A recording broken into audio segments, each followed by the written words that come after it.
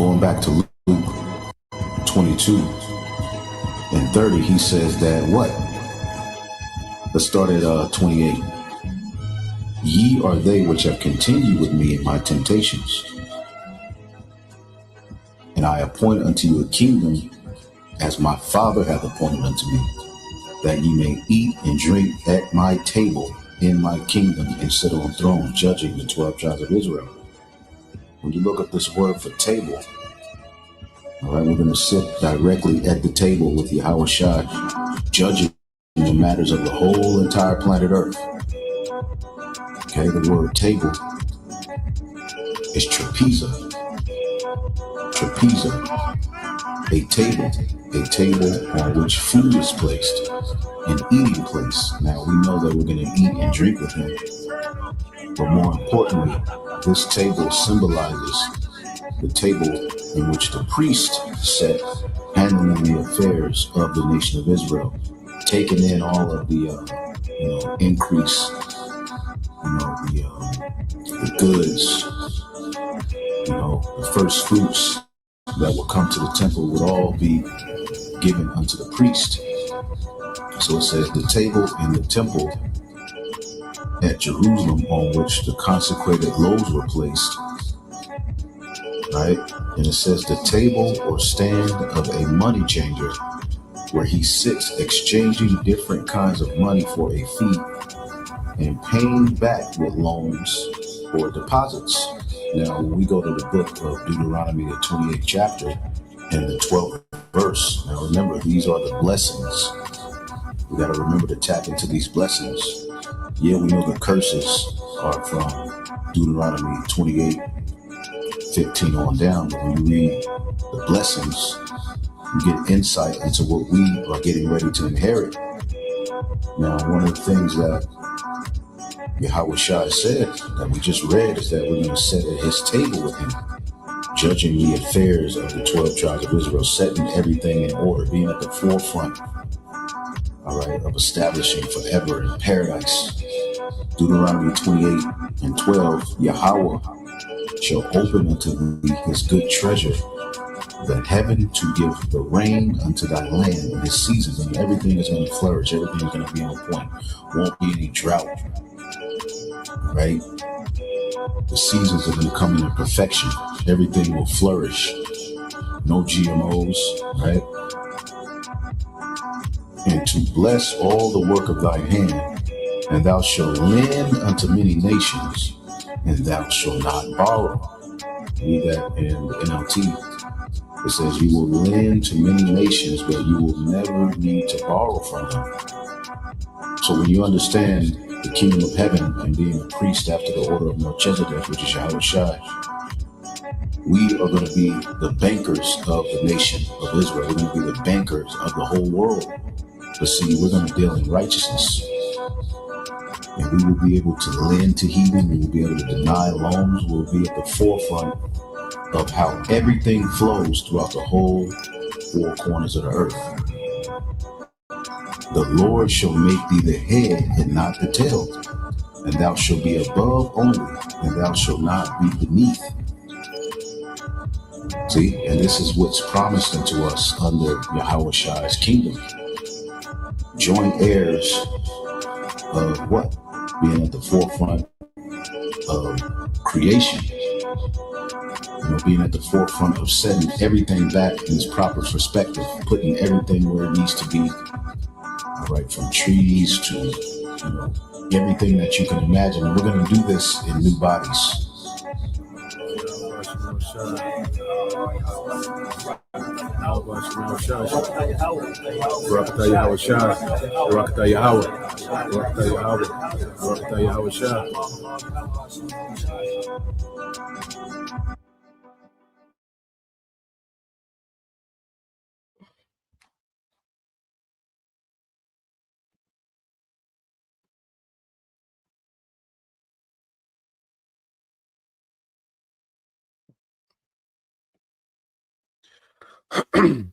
All right, Shalom.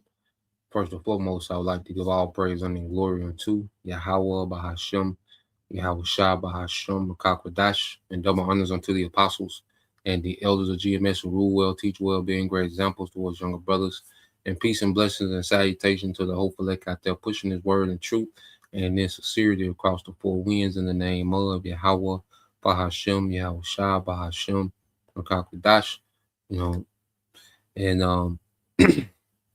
so like what we're gonna get into, this morning, this morning news and prophecy, dealing with path to war and the M.O.T.B, because these two prophecies are entangled, because what we're seeing, is the nations begin to fight over this new system, because all these nations agree, okay, with this new system, this technocracy, this digital system. But what we're getting ready to see is these nations fight over the new system. Well, what we're seeing, okay, because there's limited resources, all right, there's limited, energy, you see, and these nations, like I say, you have to remember all these nations have their own, all right, ambition and desire, because all these nations have their oligarchs, their top government officials and leaders, okay, that have their own ambition under the umbrella of this new world order, okay? So as we get closer to the M.O.T.B, we're going to see the war escalate, and this is the Lord fulfilling his will because the Lord, all right, is getting ready to end the empire of Esau, okay? So as Esau is getting close to trying to crown his enterprise, this war is going to escalate, okay, and destroy everything that Esau Edom is trying to achieve. And this war is going to usher in Yahweh Shai, So we're on that path to Yahweh Shai. When we say path to war in the M.O.T.B, ultimately these two roads lead to Yahweh Shai. The M.O.T.B and the war, where there are two roads that lead to Yahweh Shai, okay, which is the end, okay, of Esau's empire and the authority of these heathens. Now, what we're seeing now is what's going on with this war. We'll touch on the war, then we'll get into the M.O.T.B. So let's go here to Jeremiah, because it's all in prophecy, man. Everything can be explained, through the Holy Scriptures, okay, which are the words of Yahweh Bashim Al Shai, all right? And this is the Lord's intention in the earth, and we're seeing the Lord, as Scripture say, he's doing his pleasure in the earth, man, and it's playing out exactly how he said it would. Now, when you go into Jeremiah 50 and 35, all right, let's go here. All right, let's get this. Jeremiah 50 and 35. It says, a sword is upon the Chaldeans. Okay, and this is beginning with the elites. Okay, the elites that run, all right, modern Babylon. All right, Babylon the Great, which is America. Okay, a sword is upon them, which is war. You see, as these elites are used to starting wars to forward their agenda on the global scale, well, this war, all right, is going to work against them. They're going to be able to spin some things off, okay, in this war to accomplish, certain steps within their enterprise. But then this war is going to keep going and work against them, okay? So a sword is upon the Chaldeans because this war is going to destroy everything that the elites have been, building up to this point. This war is going to destroy it, okay, with the nuclear destruction and all right, the return of Yahweh. It said the Lord, and upon the inhabitants of Babylon, and say, you Americans have no idea what your country just embarked on. Okay, you see, you have no idea. Your government, okay, just walked into a nuclear trap that's going to get you Americans nuked. Okay, it says, and upon her princes, her rulers, senators and mayors, governors, okay, all the leadership, and upon her wise men. You see, the men that are supposed to be in the position of decision making. Okay, all this is getting ready to be destroyed, man. Okay, the inhabitants of Babylon is finna feel the wrath of the Most High. Okay, and this what the setup was all about. The Lord set America up for complete failure, man. And he set the elites up for failure, man. And these other heathens, they're used as tools, okay, to destroy. But then they're set up for failure as well for following Esau, man. Okay.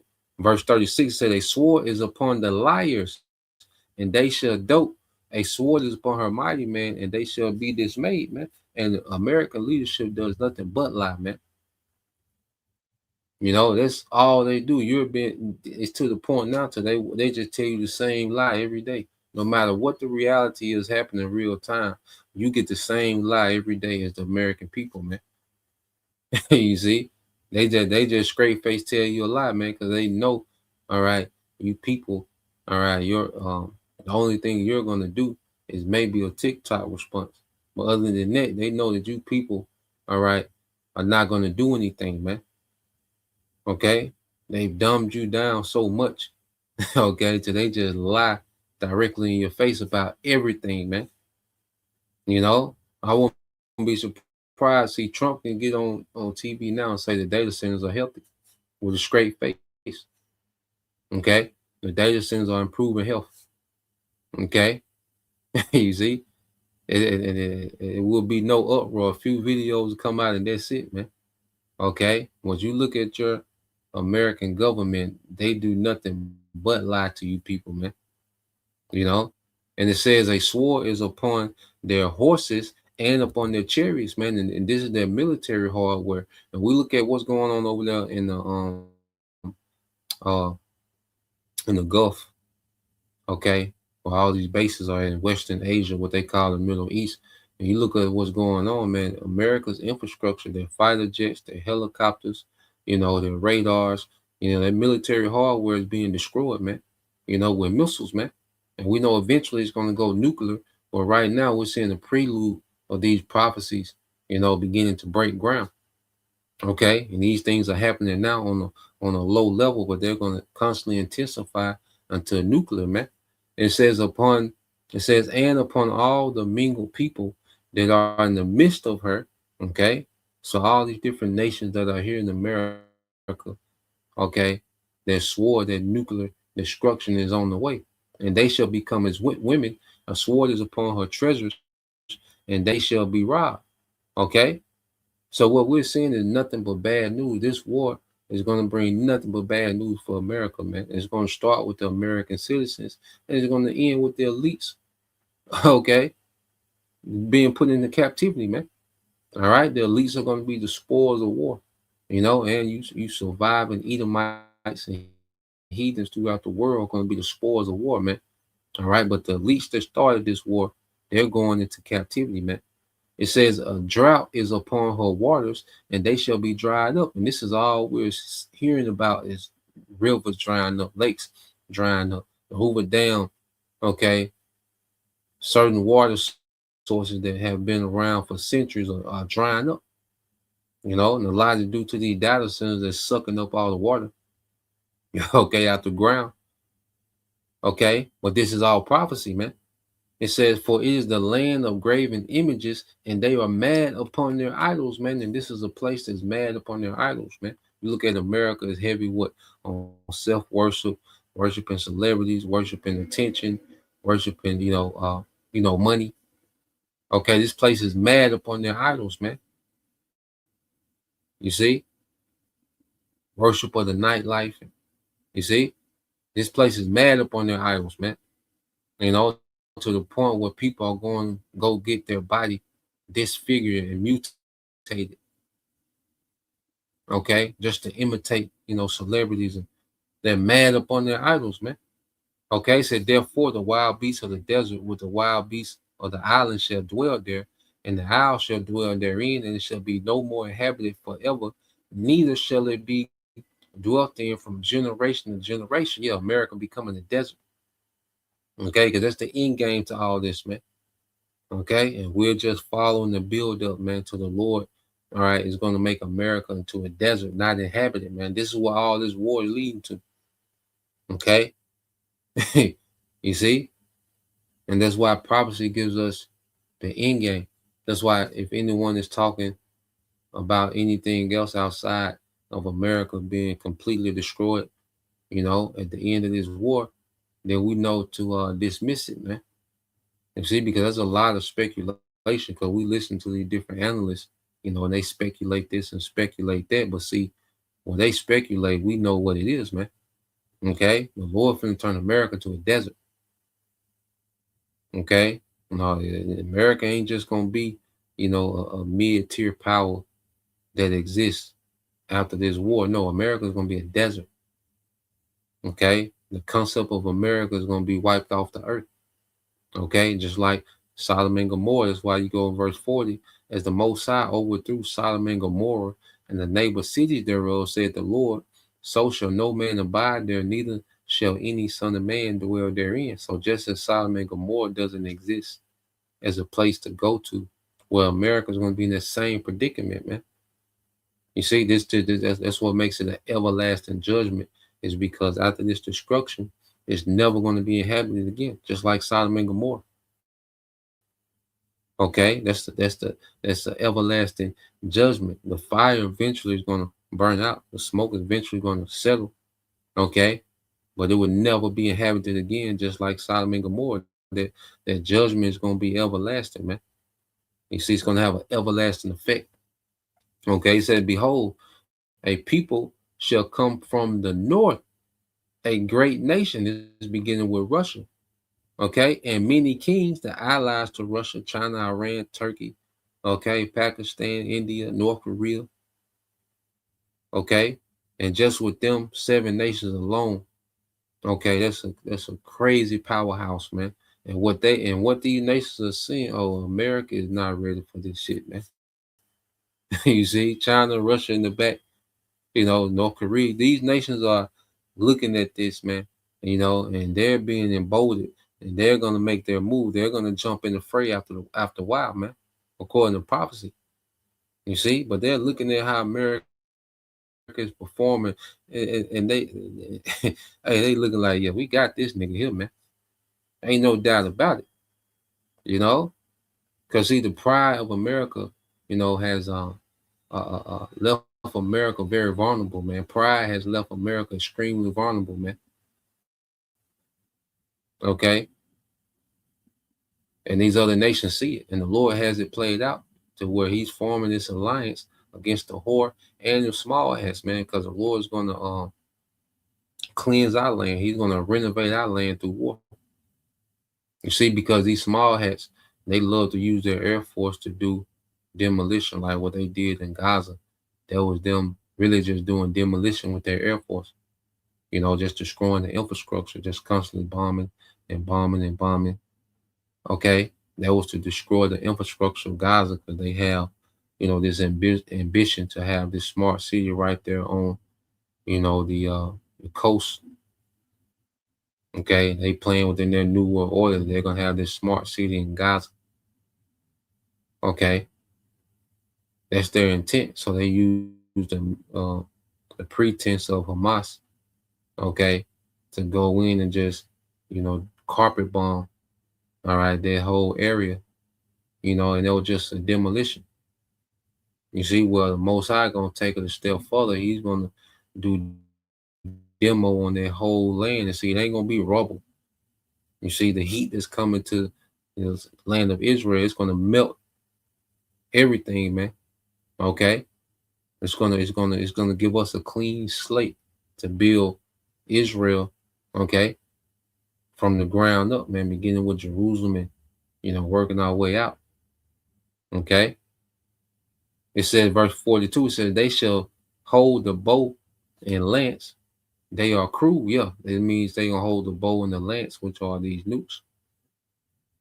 Okay, and they gonna get cruel with them things, man. Okay, the Lord had a spirit on them to have no pity on the American civilization. See, because America doesn't have pity on anyone else's civilization.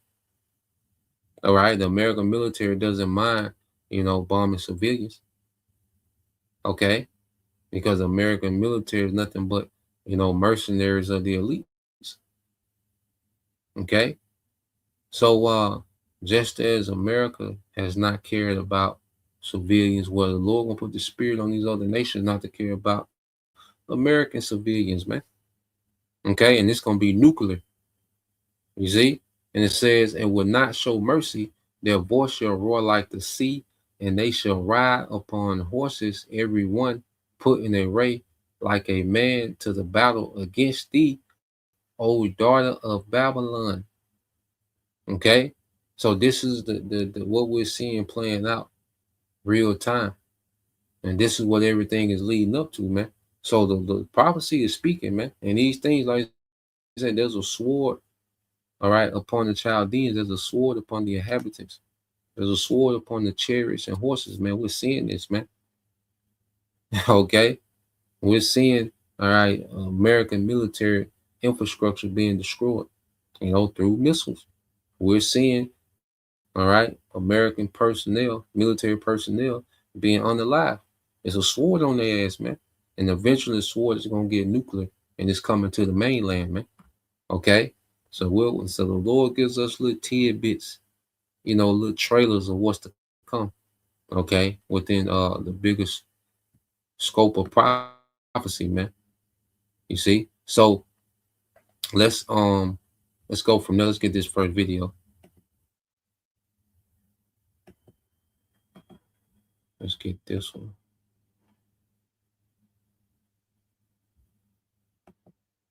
Got quite a few. So let's play this. The Iranian retaliatory strikes at a time.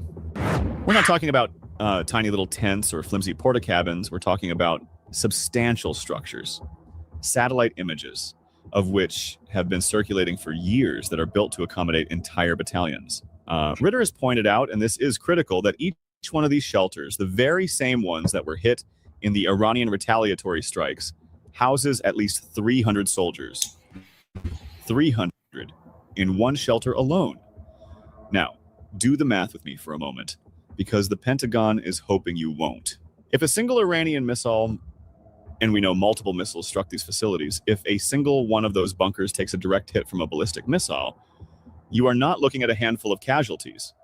You are looking at catastrophic loss of life on a scale that the Pentagon is desperate to hide from the American public. 300 soldiers in one shelter, and Ritter has suggested that the number of dead could easily exceed 500 when you factor in the multiple strikes across different bases in Jordan and Syria. 500 American service members killed in a single night of Iranian retaliation, and the Pentagon is trying to sell you a story about 2 or 3 dead and a few dozen wounded. This is not incompetence. This is a cover-up of monstrous proportions. Before we dive deeper into this rabbit hole of deception, I need to ask you something. If you are sick of the lies, if you are tired of watching the mainstream media parrot Pentagon talking points while our boys and girls come home in body bags, then hit that like button. Share this video with every single person you know. Drop a comment, even if it is just a dot, or better yet, write something about what you think the real death toll is. The algorithm is designed to silence voices like ours, but when you engage, you fight back against that suppression. And if you haven't already, subscribe to this channel, because honest journalism is under attack, and we need every single one of you standing with us. Now, let me tell you what is really going on over there. The Pentagon's entire strategy has been built on a foundation of secrecy, and they have been remarkably consistent in their refusal to tell the American people the truth. Throughout the aggression launched by US President Donald Trump and the occupation's prime minister against Iran, the Pentagon maintained that operational security takes precedence over informing the American public about developments in the conflict, including military casualties. Operational security, that is the buzzword they use to justify keeping you in the dark while your tax dollars are incinerated and your fellow citizens are turned into statistics. And this brings us to... You write the words. What if you could hear them as a song? Go to suno.com, switch to custom mode, and paste in your lyrics. Then describe the sound. I'll go with soulful R&B ballad. The footage, the shocking footage from Iran that is now circulating and shattering the Pentagon's carefully constructed narrative. Chinese satellites, and this is a development that has Washington absolutely apoplectic. Chinese satellites are now providing clear, unambiguous imagery of what actually happened on the ground. The Financial Times reported that Iran secretly acquired a Chinese-built satellite, the TEE-01B, in late 2024, which allowed it to target U.S. military bases across the Middle East. The satellite, built and launched by the Chinese company Earth Co., is capable of capturing imagery at roughly half-meter resolution, allowing analysts to identify aircraft and monitor activity at military bases. This is not some grainy, black and white Cold War spy photo. This is high-resolution, real-time intelligence that exposes every lie the Pentagon has told. Indian space experts independently verified that a Chinese Earth observation satellite made repeated daylight passes over key U.S. military bases in West Asia ahead of the March 2026 strikes by Iran. The Chinese commercial satellite analysis company Mizar Vision has also released satellite images showing U.S. military buildup in Qatar, Jordan, and Saudi Arabia. The days of the United States controlling the narrative through information dominance are over. The world can see what is happening, and what the world is seeing is a catastrophe that the Pentagon is trying desperately to hide. So, China, is allowing Iran access to those high-tech satellites. Okay, so it's like Iran is going into this war with new eyes. They can see everything, you know. American, then remember, uh, these iPhones that American troops are issued. Okay, well, guess what? Iran has been able to hack those iPhones, so they can track, okay, each troop by their iPhone, and they know, all right, what they know what American, all right, is housing drones at, where they're housing their fighter jets at. Okay, everything is out there. America is naked over there, basically, man. Okay, so the Lord, has caused this alliance, between Iran and China. So you have Iran's stockpile of missiles with with China's, intelligence and eyes, also with Russia helping too, but mainly, with China's satellite, which are like new eyes. Okay, so America is naked. That's why you're just hearing these casualties and these injuries go up every day. Okay, because they're just sitting ducks. Okay, and as well the scriptures say, a sword shall be upon Babylon, man. You know, so we're seeing the beginning of that now. The ultimate, that scripture is speaking about the missile, the nuclear missile is going to come to the mainland. Okay, but what we're seeing is American military is starting to be hunted down. Now let's go from there. Got a few more videos to go into, but America's not going to tell you, all right, the true casualties. Okay, the air defense system, the air defense is done. Those bases, okay, are defenseless because the air defense is done because they can't produce enough, all right, of those Patriot 3 projectiles. They can keep up, okay, with all those drones and ballistic missiles that Iran has been stockpiling for decades. You see, while America has been at war with the earth, okay, after World War II, Americans always been on some type of, been involved in some type of war, either directly or indirectly, so America has been arming all these different proxies. They've been arming Ukraine since 2020, okay? And then they've been arming, the small hats, and now they're in the war themselves. You see? So America has just been running through stockpiles, man, to they're low. Okay? So now it just opened up over there to where Iran can get everything that they want. They can hit everything that they want with no resistance, man. Because they're only sending a few. Remember, Iran could go way more crazy than what they're going right now. This is still light work. They sending small strike packages that they send, but they're getting direct hits with 1 or 2 of these missiles and it's being devastated. Okay? Remember, Iran can send 300 missiles to one of these bases. Okay? And it ain't gonna be no injury. It's just gonna be all casualties. If they want to escalate to that point, but they're just leaving room on the escalation ladder, because they're planning for a long war. Okay, so what we hearing about 1 or 2 missiles hitting on these bases, remember Iran can do 300 to 400, if they wanted to. Okay, but let's play this right quick. The cost of America's war with Iran is mounting. America is paying in blood and treasure. New figures now suggest that more than 500 U.S. service members have been wounded in the ongoing Iran conflict. The revelation paints a far grimmer picture of the battlefield than previously known, with the casualty count now surpassing the Pentagon's publicly available tally. According to a U.S. official who spoke to the Associated Press on condition of anonymity, well over 500 American troops have now been wounded in the Iran war. That figure is significantly higher than the Pentagon's Defense Casualty Analysis System, which currently lists 482 wounded personnel.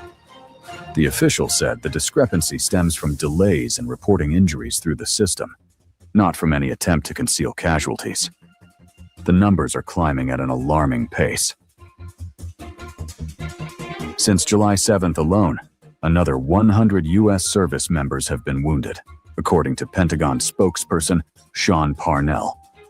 The surge in casualties underscores the intensity of fighting as military operations continue across the region.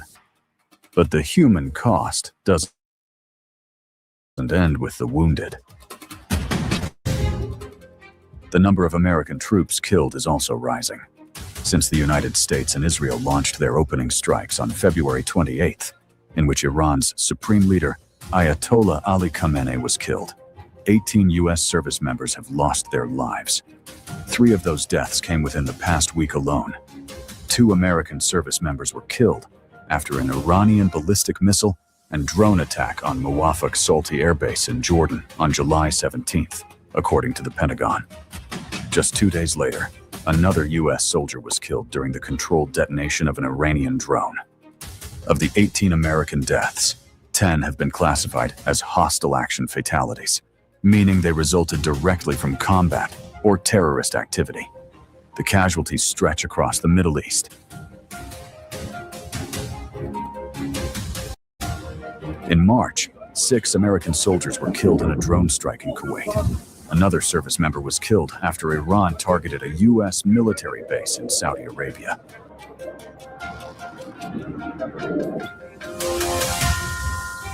But not every death came under enemy fire. A U.S. refueling aircraft crashed, killing all 6 crew members on board. Earlier this month, a U.S. helicopter pilot also died in a crash in the Arabian Sea. While those incidents are not classified as hostile action deaths, they add to the mounting human toll of a conflict that continues to widen. The last time the United States lost this many troops in hostile action in a single year was August 2021, when 13 American service members were killed in the Kabul airport bombing. Yeah, man. And you can get used to this scene. Okay? As this war goes on, you can get used to this scene, man. People getting carried back. Okay, and it's only going to increase. It's going to get worse, man. Like I say, Iran is still going light. Okay, they've been consistent, but it's still light. You know, so the way that America decides to, if America decides to escalate, you're going to see Iran escalate. Okay, and these casualties are going to start to go up. Okay, but let's play some more. During the U.S. withdrawal from Afghanistan. Meanwhile, the Pentagon has pushed back against reports questioning its casualty reporting. Chief Pentagon spokesperson Sean Parnell responded to a New York Times report alleging the Defense Department was undercounting military injuries sustained during the Iran war. In a lengthy post on X, Parnell dismissed the report as part of a malicious campaign, insisting that casualty data is publicly available and updated regularly through the Defense Casualty Analysis System. In a separate post, Parnell said that while nearly 100 service members have sustained injuries since July 7th, 96% have already returned to duty, suggesting that many of the wounds were not severe enough to prevent soldiers from resuming operations. But even as the Pentagon defends its casualty figures, the war shows no sign of slowing down. The United States has continued to intensify its military campaign. The U.S. Central Command, or CENTCOM, announced that it had completed its 11th consecutive night of strikes against Iran. According to CENTCOM, U.S. forces targeted Iranian military operations centers, maritime capabilities, aircraft hangars, drone storage facilities, and military logistics infrastructure in an effort to further degrade Tehran's ability to threaten commercial shipping through the Strait of Hormuz. CENTCOM also claimed that Iran has attacked more than 30 commercial vessels transiting the strategic waterway over the past 3 months. As casualties mount on both sides, and the strikes continue night after night, the question is no longer whether the conflict is escalating, but how much deadlier it is prepared to become. Yep, and we know they're gonna go all the way. Okay, it's gonna go all the way to nuclear. Okay, and America's gonna be turned to a desert. Now, when you go here, because now, all right, let's go here with because people are starting to say now, it's like, well, damn, if they destroy, because see, for long as what Trump been saying, we destroyed their Air Force, we destroyed their military, we destroyed all their missiles. So people are starting to ask the question, well, damn, how they still fight? You know, how the hell they catching all these bodies if if we destroyed everything, in March and April, how are they able to continue to wage war and retaliate night after night? You see? So let's play a little bit of this. Now is an all-out war that would include pickaxe. Sources say Israel would come in to help deliver the final blow. The Israelis are already on. And where are the small hats? Okay? Where the hell is these tough ass small hats, man? And they've been fighting this day 12. Okay, and they getting busy. You see? Where are these tough ass small hats, man? Nowhere to be found. Okay. High alert and preparing to go full scale. Lawmakers also pressing Hegseth on reports that the war has further depleted America's stockpile of weapons, including interceptors used to shoot down Iranian missiles and drones. Senators also asking how Iran can continue to target U.S. bases and Gulf allies, despite President Trump's claims that the regime's military capabilities have been wiped out. The amount of damage that we've done to them over the course of these series of operations has put them in the worst place they've ever been. How have Iranian officials been responding to these nightly U.S. airstrikes now in their 11th night? This is actually not for the first time, but the message that we can hear from the political establishment all in all is that of resilience and defiance. And every time an attack takes place, Iranians are coming out to say that there are going to be retaliations, there are going to be repercussions, and they are going to continue to strike back. And the other day, we have been hearing from some military sources saying that in case of the continuation of these attacks, Iran's approach is going to shift from actually defensive approach to a rather offensive approach, running the risk of what Iranian sources and Iranian officials are calling dragging the war beyond the region, beyond what the advisor to the supreme leader called political boundaries. And on that, they said that if that happens, there are going to be potentialities for full-fledged, all-out war scenarios. They want to desperately meet. And until they're ready to meet in a meaningful way, we have no interest. Honestly, they haven't seen anything yet.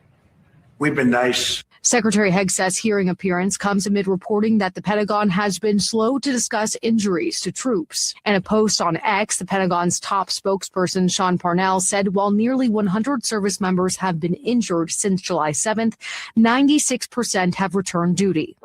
The Defense Casualty Analysis System has become the primary official source for the number of U.S. casualties in the conflict. A CNN review appears to show significant delays in updates. Officials have said the delay is intended to protect service members. This is a frightening situation, and yeah, they have not been telling us what's been happening in terms of lost equipment, in terms of the cost of the war, and certainly in terms of the service members who have been wounded. How about these people? They're in this because of nuclear weapons, and they're trying to possibly reconstitute. Yeah, a coward. Your commander-in-chief. This nigga dodged war 5 times. Okay, 4 times for he what was it? He was in school. He was in college. Okay, and then when he was out of college, he had a medical exemption because he's had what they call bone spurs in his feet. Okay, his father dodged the draft, World War II. His grandfather dodged the draft, and this is the nigga that's conducting war. This is the nigga that's commander in chief, man. Straight coward, man. Okay, third generation coward is you people's commander in chief. Okay, and that's what these Edomites, they start these wars that they don't have to participate in. It's easy to start a war that you don't have to participate in, man. Okay, let's play this some more. We'll hit that site. Any site where they're even thinking about nuclear, we'll be hitting it very, very powerfully. Pickaxe Mountains in the crosshairs. The Israelis are leaking to the media that the Iranians moved centrifuges under the mountain after Operation Midnight Hammer obliterated their 3 main sites, AKA it's their little plan B, like 3-card Monty, if they ever get their hands on more uranium. Do you believe that Iran has moved nuclear centrifuges into Pickaxe Mountain? And when you say we're not done yet, what is left to finish? Well, I think that they may have. We don't have it on record. All we do is read the fake news. You know, we see the news is so wrong so many times. So, you know, maybe this one they have right, but it's okay. It doesn't mean anything unless they have the material. You're talking about the centrifuges. Yeah, it doesn't mean anything unless they have the material. They don't have. We follow the material. That's where the action is, and we'll be hitting that area probably pretty soon. And there's not a thing they can do about it. You know, normally I wouldn't say that. If I thought they could do something about it, I would never say that. But we'll be hitting that area pretty soon, and very heavily. Does that mean then that you don't see a way out of this war anytime soon? I think for the sustained operations, it depends on how much impact really goes to Iran. At the same time, the economic impact is even worse. They don't have the ability to rebuild, you know, half the systems or half the locations that have been hit. Of course, we always have to defend ourselves and the host nations there. But I don't see anything in the short term. I think that a little bit longer, the economic strain is going to be even worse because it affects everybody. Whereas right now, the people suffer and the government IRGC will benefit for whatever's available. Glenn, President Trump has repeatedly said that Iran has been just completely destroyed militarily, but they keep finding more drones and missiles. Where does the truth lie there? Yeah, so it's the components of like the active Air Force as far as being able to put air assets in the air. They're gone. The Navy has been sunk, but there's those small little boats that still exist. So the structure of an entire Navy and so forth. So that's what nigga lying. Okay? Because Iran never had a significant Air Force. Okay? Then America, when you go into Iran, how it's structured off missiles and drones. Okay, that's their military. They got ground troops, you know, that's waiting on this this invasion, okay, of America. They got hella ground troops, okay. But Iran's military is based on drones and missiles, and their factories where they make the missiles are underground. Their factories where they make the drones are underground, and America can't get to it. Okay, so when America is saying that we destroyed this and destroyed this, nigga just lying. Because even the reporter like, well, damn, they keep finding drones and missiles to strike back with.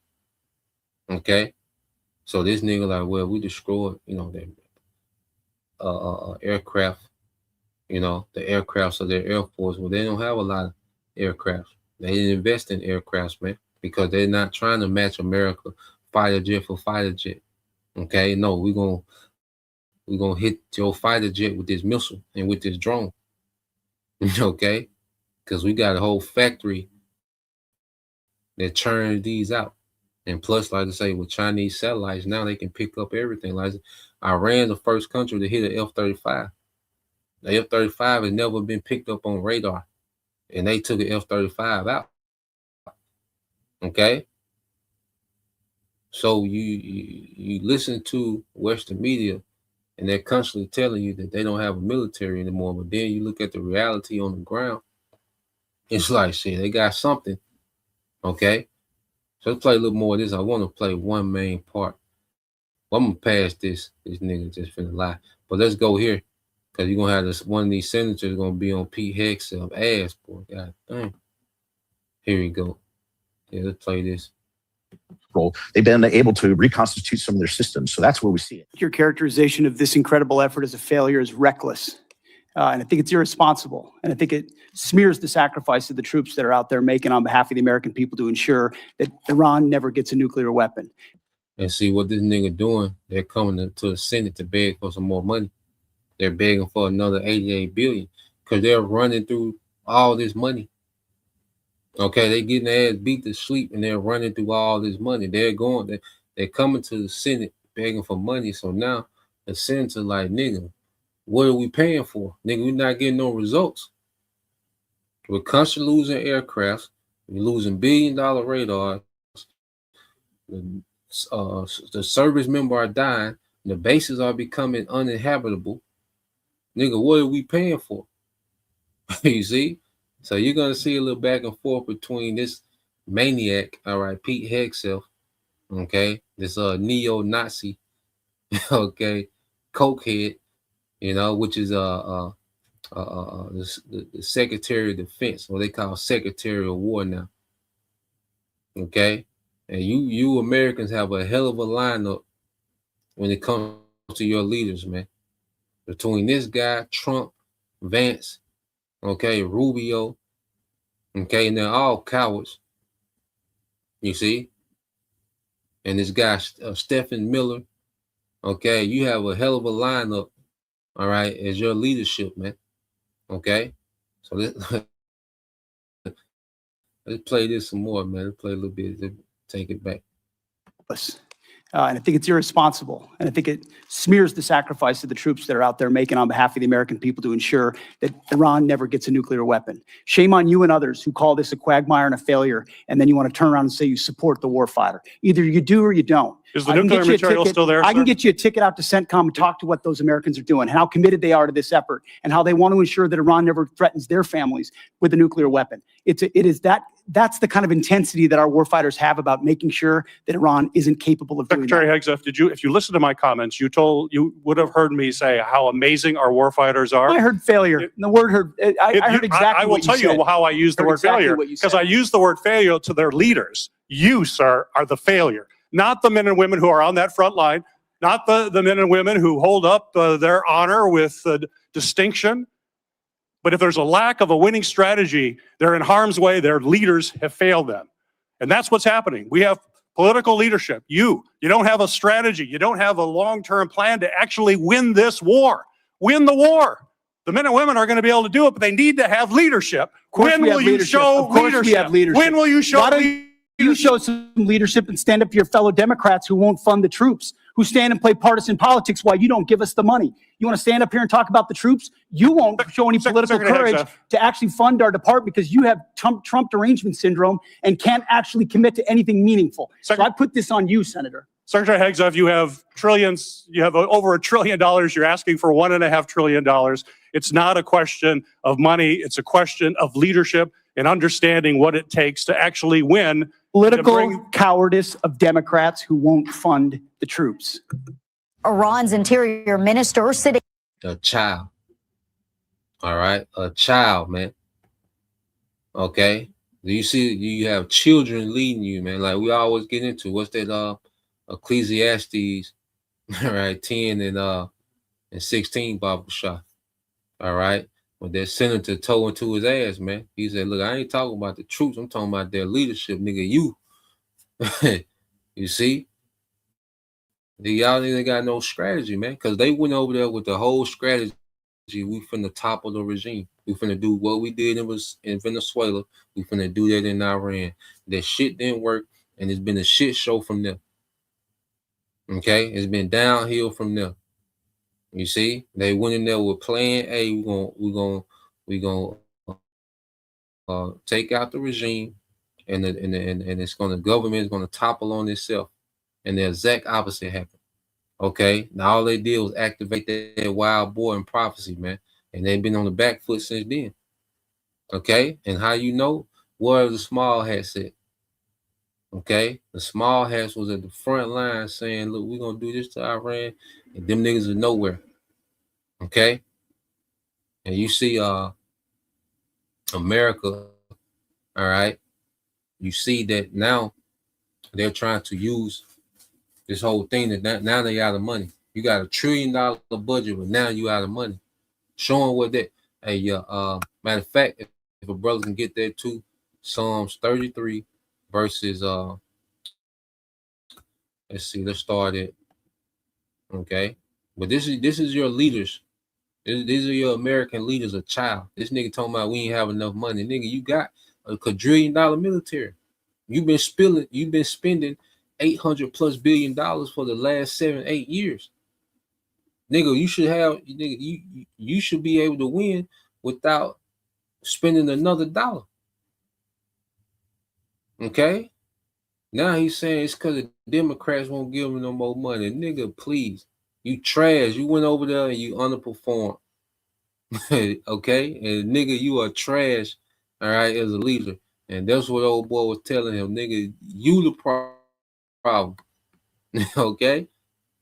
So yeah, let's get that in Psalms 33. Okay. I want to start at brother 33 and yeah, 33 verses 16 and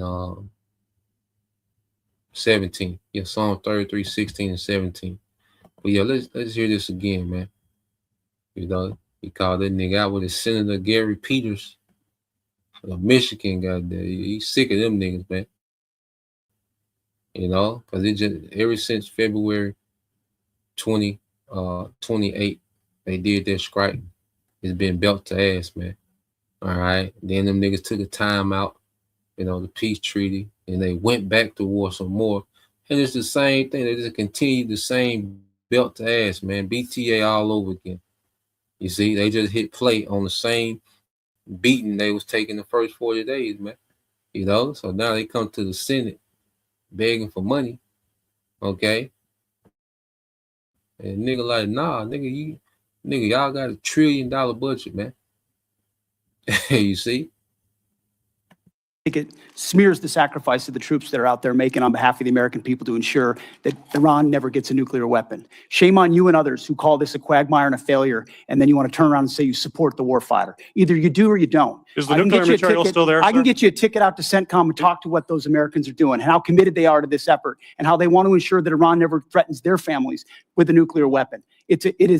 That's the kind of intensity that our warfighters have about making sure that Iran isn't capable of doing that. Secretary Hegseth, if you listen to my comments, you would have heard me say how amazing our warfighters are. I heard failure. The word heard. I heard exactly. I will tell you how I use the word failure, because I use the word failure to their leaders. You, sir, are the failure, not the men and women who are on that front line, not the men and women who hold up their honor with distinction. But if there's a lack of a winning strategy, they're in harm's way. Their leaders have failed them. And that's what's happening. We have political leadership. You don't have a strategy. You don't have a long-term plan to actually win this war. Win the war. The men and women are going to be able to do it, but they need to have leadership. When will you show leadership? When will you show leadership? Why don't you show some leadership and stand up to your fellow Democrats who won't fund the troops, who stand and play partisan politics while you don't give us the money? You want to stand up here and talk about the troops? You won't show any political courage to actually fund our department because you have Trump derangement syndrome and can't actually commit to anything meaningful. So I put this on you, Senator. Secretary Hegseth, you have trillions. You have over $1 trillion. You're asking for $1.5 trillion. It's not a question of money. It's a question of leadership and understanding what it takes to actually win. Political cowardice of Democrats who won't fund the troops. Iran's a clown, okay, a child. So let's go here. Let's get a few precepts. I'm gonna go ahead and segue to this last video. Okay, a child. He responds like a child. Trump talks like a child. You know, we'll be hitting them really hard tomorrow. The next day, we'll be hitting them really hard. Something real big. You might hear the boom from America. You know, like a damn child, man. Like a kindergarten. Trump talk like a kindergarten. And this nigga Pete Hegseth, he whine and complain like a damn child, man. You see? And this is who's at the forefront. And the Lord did this to set you Edomites up for failure, man. Okay, because even the elites, all right, which we know they're in the background, and they run the show.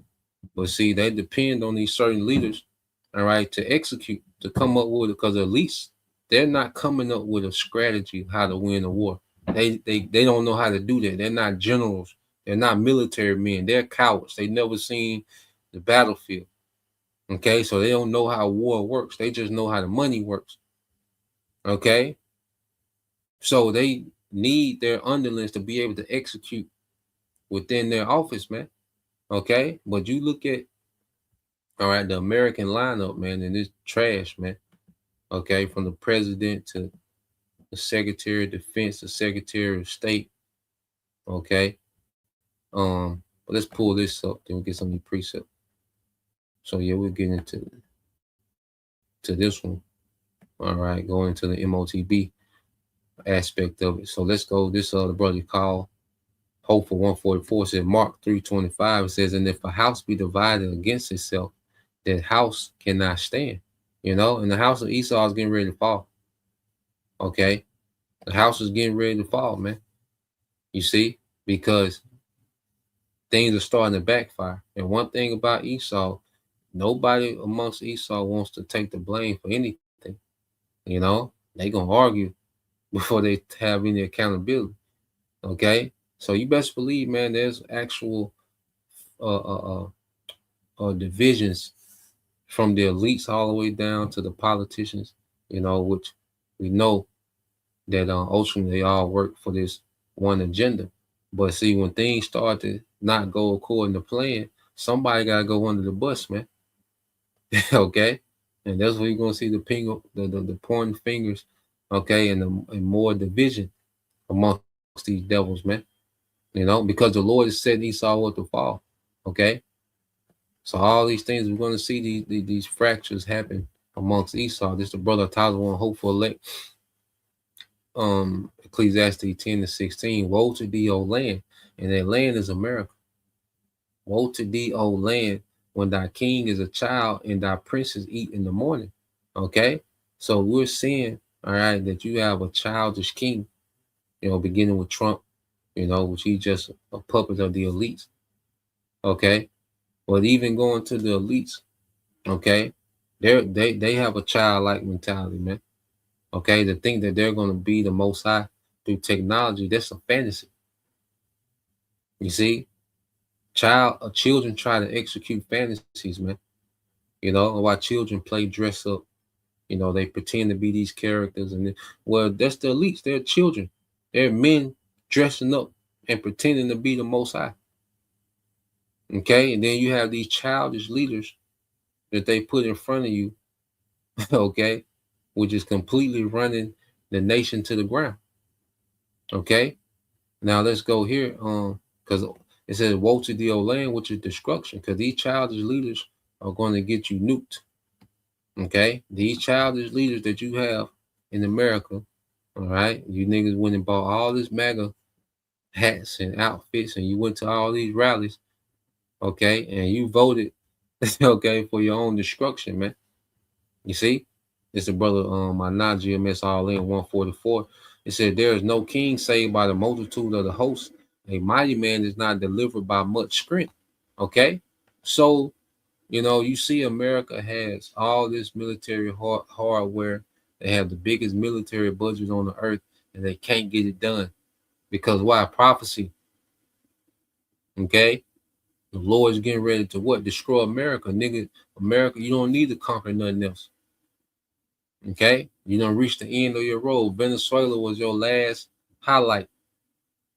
Okay, now it's finna get downhill from there. It's going downhill from there. Venezuela was your last, little fast break dump. Okay, now the Most High putting pressure on you through these other nations, man. It's only going to get worse.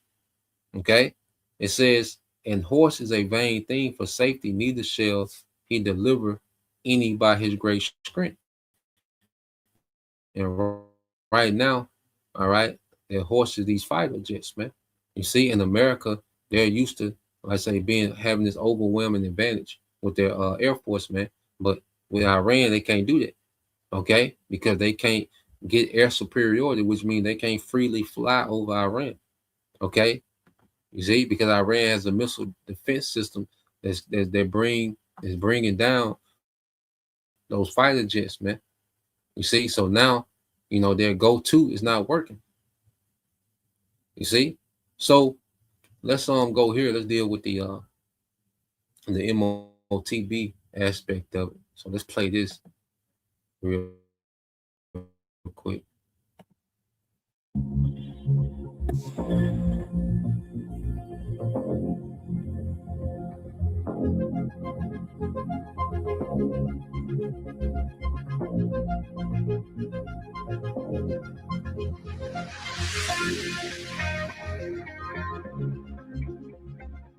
Good morning, ladies and gentlemen. Welcome back to the program. Today, I have a very special guest for all of us, including myself, Miss Catherine Austin Fitz.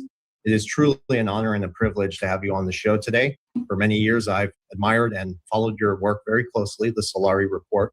You've really inspired us to ask the right questions and break many stories that connect critical dots. So I'm just so thrilled to have you on, and thank you just for all your hard work, your integrity, and the difference you're making in this world. Well, thank you for those very kind words. I appreciate it. Catherine, we have a lot to talk about, and I have so many questions for you. I have to begin maybe with some of your most recent discussions. You have been outlining this fast approach to digital control grids, and this is built around programmable money, digital IDs, AI surveillance, and tokenized systems. I know it's a impactful question, but with institutional adoption now accelerating and the legislation around all of this, the digital rails is accelerating, how close do you see us to this digital grid becoming fully operational? So that's an excellent question, and I don't know the answer, but certainly if you look at how they're moving, so there are three legs to the stool of digital control. One is the digital ID. One is the automatic third lock. Sometimes I refer to it as programmable money. And then the third is the hardware and software infrastructure. The data centers and AI, they're building that very quickly. They're pushing for digital IDs around the world very quickly. And of course, with the Clarity Act and Genius Act in the United States and efforts around the world, they're clearly trying to get that automated third lock in place with programmable money. How soon you can get this all working? I'm watching automated software make a mess in many different industries across the board, especially if you're a customer. And what I see coming together is got to be one of the biggest potential messes we've ever seen. I don't know if you've ever seen anything automated smoothly, but I never have. And so I don't know how they're quick. They're moving very, very quickly. So let me just talk about the automated third lock on the money. I've been focused at Solari on putting up guardrails on the Genius Act stablecoins. As we've been doing that, what we have learned is that you have the banks now saying they're going to move bank deposits onto distributed ledger. And DTC already this coming month in July is going to have a pilot to begin to move $114 trillion of stocks and bonds on distributed ledgers. So in fact, whereas we were focused on getting the guardrails up on the Genius Act, now we're faced with getting guardrails up on potentially all bank deposits and all stocks and bonds. And that's before we even discuss real estate. So this, they're clearly moving very fast. Now, how fast can they move from pilot to, the financial system? Think of it this way. Over here, you have hundreds of trillions of dollars of financial assets, bank deposits, stocks and bonds, currency. And now you're going to try and move it all into a distributed ledger. And that means you require explosive data center capacity. You require explosive amounts of AI, and you're going to affect enormous changes in how the financial markets operate, who they operate with, how the whole thing works. I've never seen a bigger change happen, let alone in a few years. So she's speaking about the transition. She's seeing the transition. I say she's, was close to the bankers, in the early 90s. So she's seen a lot of, change. I think she stopped working in the 99 around that time, you know. But yeah, she's seeing how fast they're moving, you know, to get this thing up and running, from pilot mode to operational. Okay. So these devils are pushing to make this thing operational, man. Easy moving hundreds of trillions, into what you call the distributed ledgers, which ultimately is the direct, transaction. But what they want to do with these direct transactions in this new system is create what she talks about is a third, all right, a third pillar to where it's going to be AI, okay, that's going to be governing these transactions, because the money is going to be programmable, and if you try to make a transaction that's, being restricted, well, AI is going to pick it up and block it. Okay. It'll no more be, transaction between two parties. It'll be a third party. And that's what AI is going to come in with the control system. Okay. And that's what they're transitioning to. Okay. To where AI will be able to have the ability to govern all transactions. Okay. Based on the programming of the credits that's going to be distributed to each person. Okay. And that's where you have the flock cameras, which the flock cameras are going to monitor your, your movements. Okay. Even your facial expressions, your reactions, and, it's, it's tacky, man. When you look at it, it's like, what's the point of all this, man? For you to try to be the Most High in a very tacky fashion, man. Okay. But I want to jump here, and she's going to speak about what we're seeing now. So let's think about right here. Allocation of capital. So think of the planet as a house, and you have the assets, but then you have the banking system, that's the transactions, then you have the insurance system. The insurance system is what makes sure the equity has value and is risk managed, and then you have the equity owners. And to me, in the financial system, you have the central bank sort of running the train tracks, and that works up into the people who own the central banks and control the central banks. And that's really intergenerational pools of family capital. And those intergenerational pools have managers and family members who make decisions and collaborate and coordinate. It's much more organic than people think. You've mentioned about Iran as one of the most critical countries right now for the global control agenda because it represents a major leakage. Can you please expand on that and maybe explain why Iran actually holds such a strategic importance in this conversation? So part of it is, part is the competition between China and the United States. So Iran is sort of pivoted in the middle because they're critical to a low cost of energy capital for China. So a major exporter to China. But Iran has stayed outside the system, the central banking system, and their central bank is essentially not owned or controlled by the people who control or influence control in many of the Western central banks. So I saw Iran's central bank was, I would say, the most important outlier when you look at the countries that were not in the sort of on board for the BIS model. Mm-hmm. And part of the reason it was the most important is the Iranians, you have a large population, they have very high IQs, a 5,000-year tradition, which gives them, a lot of cultural power. They're very good at technology, but they have incredible resources, particularly with oil and gas. So if you look at their demographics and their resources, that is the most powerful country within the group that sort of wasn't in the model. And I think one of the biggest questions I have about the memorandum of understanding is they want to bring Iran into the model. We're watching statements that say we're going to make major investments in Iran. To what extent is that investment going to build an infrastructure that is much more in the model? I don't know. It's very interesting. Yeah, man. So, dealing with Iran, Iran, has been on the outside of global markets, and and the Lord allowed Iran to build itself up, without having to go through the global market. Okay. And as they've done that, they've created independence outside of the market, which enables them to wage war without having to worry about the elites cutting them off from funding.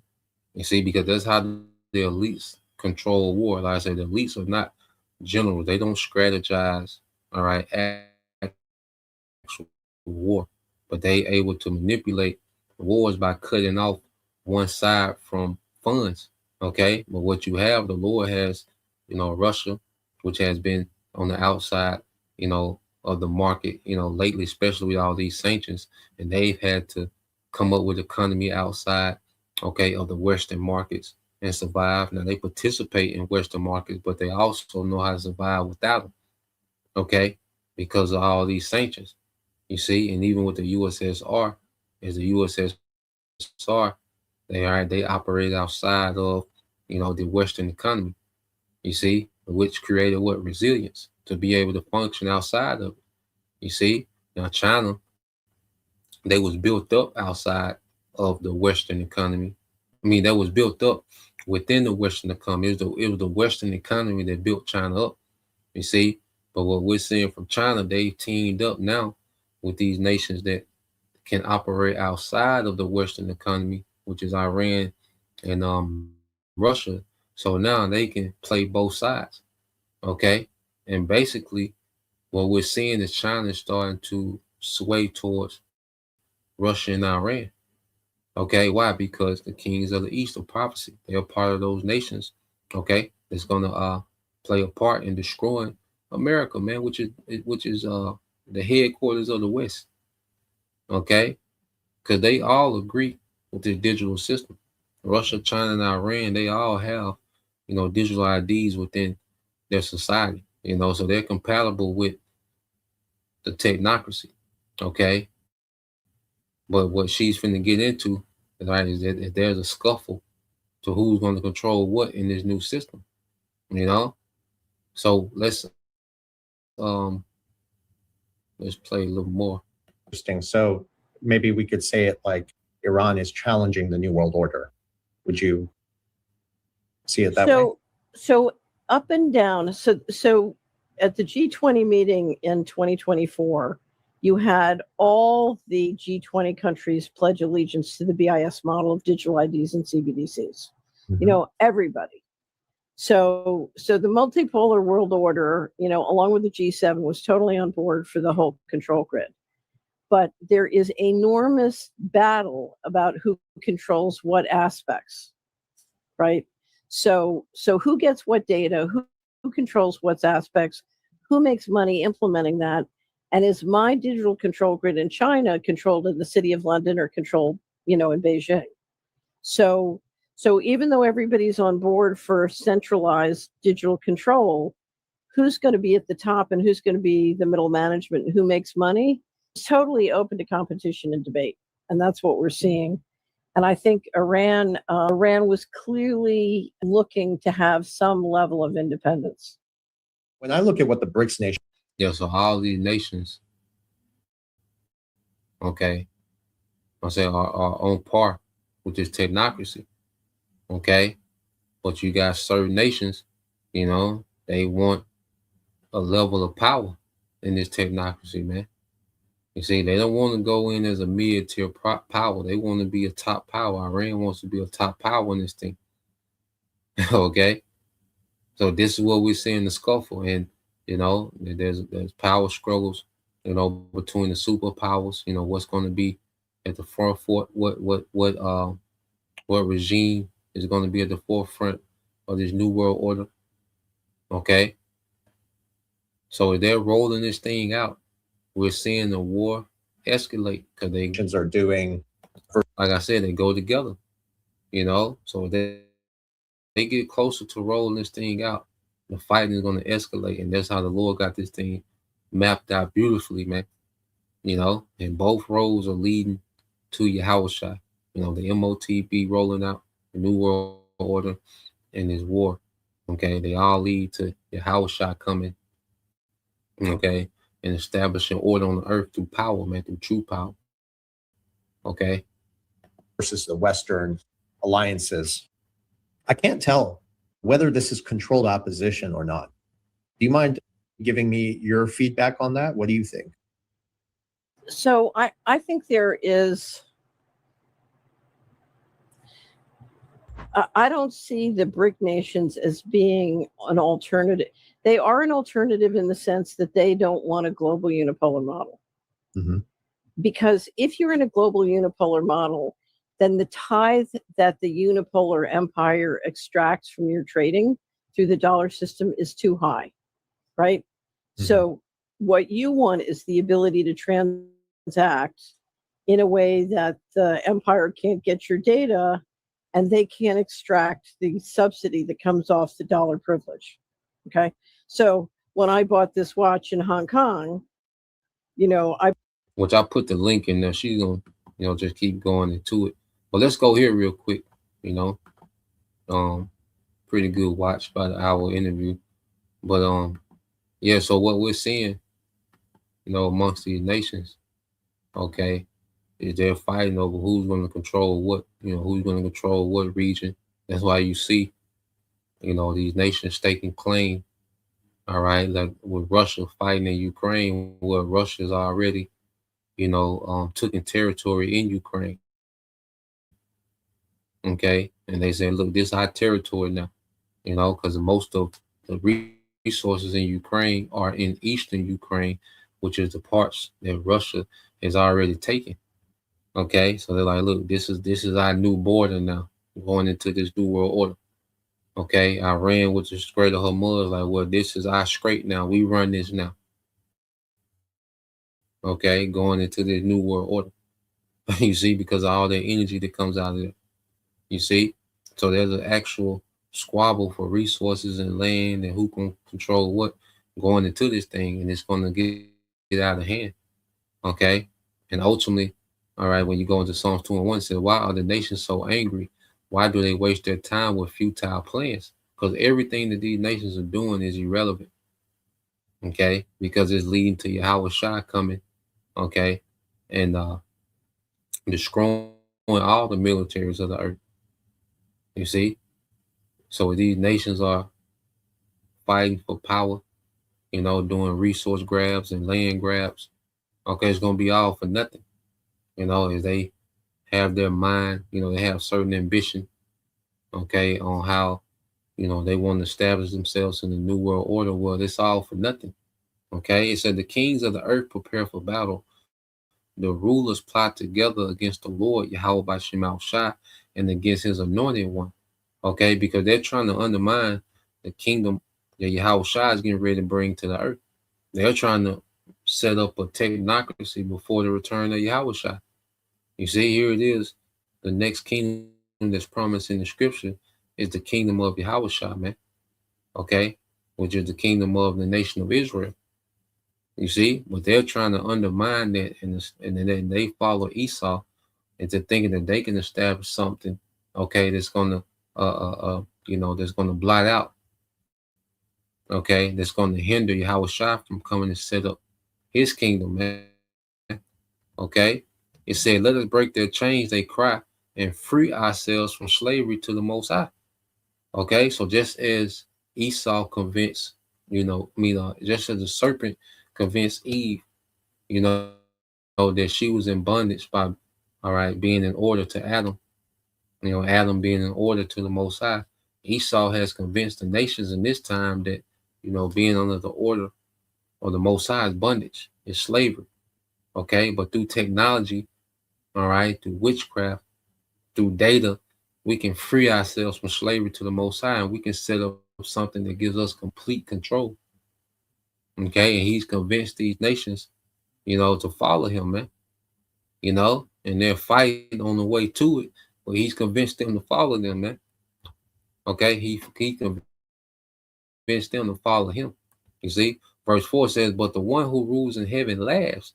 The Lord scoffs at them." Okay, because this is a joke to the Most High, what they're trying to do. Okay, and you look at, like saying, and as we look at it, it should be a joke to us how Esau is trying to be the Most High through technology, man. Okay, like he's really trying to pull this off, as if the Most High is going to sit back, okay, and let this man just have his way with this technocracy, man. Nah, man. Okay, it said, verse 5, it said, "Then in anger he rebukes them, terrifying them with his fierce fury," and that's going to be allowing this war to go nuclear, and then ultimately sending Yahushua back.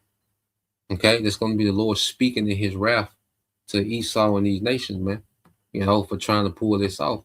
It said, "For the Lord declares, I have placed my chosen king on the throne in Jerusalem, on my holy mountain," man. So Yahushua is going to be established as the King of Kings and the Lord of Lords, man. When the Lord uses Yahushua to speak in his fury, okay, it's going to end up with Yahushua on the throne of David in the planet Earth, man.